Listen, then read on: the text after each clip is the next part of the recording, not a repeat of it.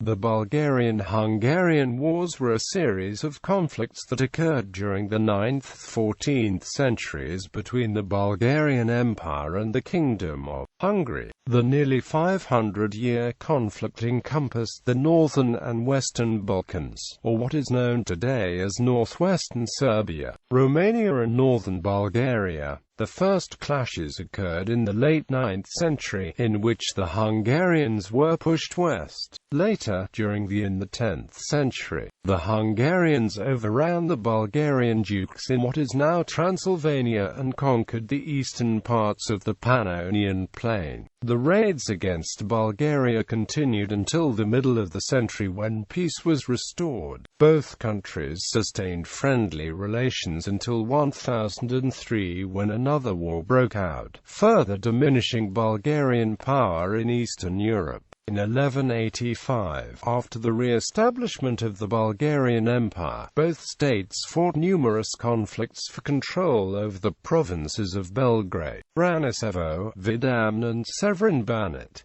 Hungarian conquest. In 862, at the invitation of their ally the Moravian leader Rastislav, the Hungarians first raided Pannonia. The following year, Louis the German, king of Eastern Francia, retaliated by forging an alliance with the Bulgarians. Boris I of Bulgaria sent mounted troops to help defeat Rastislav. This retaliation began an ongoing conflict which lasted for 25 years, pitting Hungarians and Moravians against Bulgarians and Franks. The Hungarian conquest was one of the factors that upset this military balance. In 881, prior to the conquest, the Moravian Svetopluk received assistance from the Hungarians, who advanced as far as Vienna. 2 years later, Svetopluk suffered a punishing blow from the Bulgarians. In 892, when Svetopluk once again refused to pay obeisance to the Franks, his Hungarian allies continued to aid him, but the Bulgarians retaliated again. The situation took a decisive turn in September 892, when the Bulgarian Prince Vladimir informed the Frankish king Arnulf's envoys that the Franks could no longer count on his military aid in the Carpathian Basin. The Bulgarians were only prepared to halt salt deliveries to the enemy. The Frank delegation was still there when Simeon I of Bulgaria ascended to the Bulgarian throne. In response, the Byzantine Emperor Leo VI's envoy Nyctus Claros met on the lower Danube with the Hungarian ruling princes Arpad and Kherson, and they agreed to form an alliance. As a result, a Hungarian force, led by Arpad's son, Leon Teka, was ferried across the Danube by the Byzantines and attacked Simeon's Bulgarians from the rear. Simeon suspended his campaign against Byzantium to turn against the Hungarians. Defeated by the Hungarians, he sought refuge in the castle at Drastar. The same year, in 894, Hungarian warriors advanced into the Carpathian Basin and Pannonia to aid the Moravians in the fight against the Bulgarians' Frankish allies. When they learned of Svetopluk's death, the Hungarians pulled back, though only as far as the region of the Upper Tisa. In spring 895, Arpad followed with his army and, after some skirmishes on the Great Plain, defeated the Bulgarian army. Having hurriedly made peace with Byzantium, the Bulgarians concentrated the forces to defeat Leontika's Hungarians. After the Hungarians retreated, Simeon pretended to agree to negotiations, but the Byzantine envoy Leo Kyrosfakt, who arrived to the Bulgarian capital Preslav, was put in custody, and Simeon deliberately prolonged the peace talks. In the meantime, he allied with the Pechenegs and simultaneously launched attacks on the Hungarian encampments in the Etelkos. In the bloody Battle of Southern Bur, the Bulgarians, led by Simeon I and his father Boris I, decisively defeated the Hungarians. The ensuing, massive withdrawal by the Hungarians ended in the conquest, or rather settlement, of what became the Hungarians' permanent homeland. Soon after the Bulgarian victory, the Simians stopped the negotiations, and in the summer of 896 the Byzantine army was routed at Bulgaria.The. When the Hungarians arrived to settle in the Carpathian Basin, they encountered little resistance on the part of the Bulgarians. The small but noteworthy communities implanted by the Bulgarians in Transylvania and between the Tisa and Danube did not even have the option of fleeing from the Hungarians, who came in overwhelming force. Likewise, the Moravians came under Hungarian rule but continued to use the burial grounds into the early 10th century. Conflicts in 10th century. With the emergence of the Arpad dynasty after Kherson's death, a new clan ruled over the Hungarians. There is no indication of the time when the ruling Gayulas transferred the headquarters and residence to the Middle Maros Valley. The Gayula must have been in charge of eastern and southern affairs. He directed the raids against Byzantium and Bulgaria in April 934 and April 943. The blows suffered at the hands of the Pechenegs and Bulgarians in 895 to 896 induced great caution in the Hungarians. Constantine Porphyrogenetos repeatedly noted that the Hungarians feared the Pechenegs, who were used by the Bulgarians to keep the Hungarians in check. When early in the 10th century, Byzantine envoys urged the Hungarian leaders to attack the Pechenegs, the proposal was rejected on the grounds that it carried too many risks. In any case,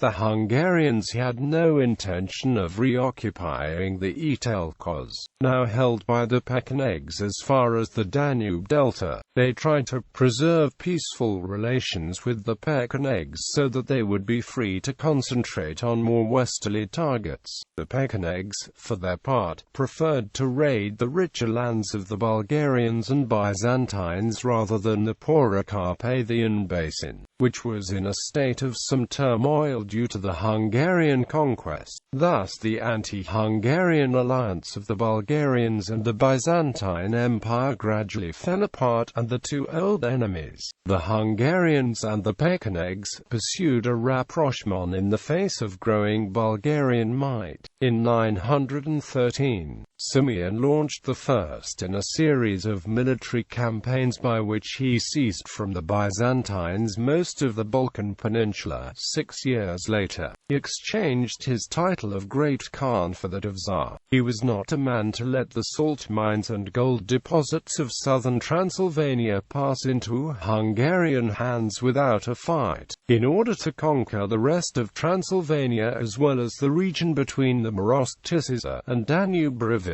the Hungarians would need to ally themselves with the Pechenegs against the Bulgarians. The painful consequences of the alliance of Bulgarians and Pechenegs in 895 were still fresh in the Hungarians' memory. As long as the Pechenegs remained hostile, the Hungarians would not dare to provoke Simeon by seizing his lands north of the Carpathians and the Danube. The opportunity came with the formation of a Pecheneg-Hungarian alliance. It is possible that the Gayula Bogat had acted earlier, but if not, he must have seized this chance to occupy southern Transylvania. In breaking the Bulgars' resistance, the Hungarians were helped not only by the Pecheneg allies but also by the internal struggle exacerbated by Byzantine meddling over the succession to Tsar Simeon, who died in 927. This may have presented Bogat's successor, the Gayula Zombor, with the opportunity to occupy the land lying between the Maros, Tisa, and Danube rivers. Having seized southern Transylvania from the Bulgarians, Bogat's warriors and the servants settled down in Slavic villages along the lower reaches of the Kukulo rivers. The region between the Muresh, Tisa, and Danube rivers must have come under the rule of a Hungarian Gayula by 948. for that was when Emperor Constantine recorded that the Bulgarian cities Orsova, Belgrade, and Sirmium lay near Hungary's borders. It was a sign of the Gayulas' enhanced power that they launched the first Hungarian campaigns against Byzantium, cutting through the weakening defences of the Bulgarians. According to Byzantine chronicles, the first campaign occurred in 934. It ended in a peace treaty between Emperor Peter I of Bulgaria and the Hungarians. Another campaign, in 943, was terminated in similar fashion, and the Byzantines probably had to pay tribute. In 948, a sudden turn of events compelled Transylvania's Gayula to adopt a policy divergent from that of the ruling prince who had dispatched his nephew, and the Harker Bulgaria to Constantinople. To renew the peace treaty, the envoys attached so much importance to the task that they had themselves baptized. It is likely that this gesture was motivated by Bulga's decision to launch new western raids. Therefore he wanted to protect his rear from Byzantine attack. Sometime after 952, the Gayula Zombor also presented himself at Constantinople, but he came in his own right, and not as an envoy of the ruling prince. He, too, had himself baptized, but his political goal was different from that of Bulgaria.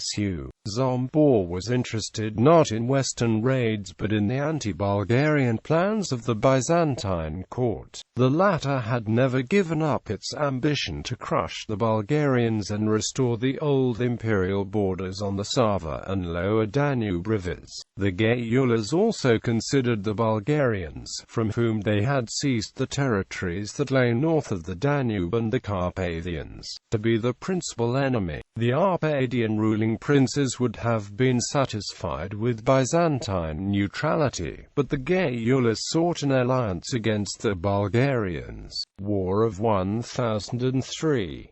Since the fall of the Bulgarian capital Preslav in 971, the Bulgarian and the Byzantine empires were in a state of constant war. The Byzantine-Bulgarian conflict reached its height in 1003 with the involvement of Hungary. At the time, the governor of the northwestern parts of Bulgaria was Duke Artem, the grandson of Duke Vlad, who was defeated by the Hungarians in 930s. Artem commanded a strong army and firmly defended the northwestern borders of the empire. He also built many churches and monasteries through which he spread Christianity in Transylvania. Although marriage of the heir to the Bulgarian throne Gavril Radomir to the daughter of the Hungarian ruler had established friendly relation between the two strongest states in the Danube area, the relationship deteriorated after Gez's death. The Bulgarians supported Gayula and Kopani as rulers instead of Gez's son Stephen I. As a result of the conflict, the marriage between Gavril Radomir and the Hungarian princess was dissolved. The Hungarians then attacked Artem, who had directly backed the pretenders for the Hungarian crown. Stephen I convinced Hanadan, Artem's right-hand man, to help in the attack. When the conspiracy was uncovered, Hanadan fled and joined the Hungarian forces. At the same time, a strong Byzantine army besieged Vidan, Artem's seat. Although many soldiers were required to participate in the defense of the town, Artem was occupied with the war to the north. After several months he died in battle when his troops were defeated by the Hungarians. As a result of the war, Bulgarian influence to the northwest of the Danube diminished.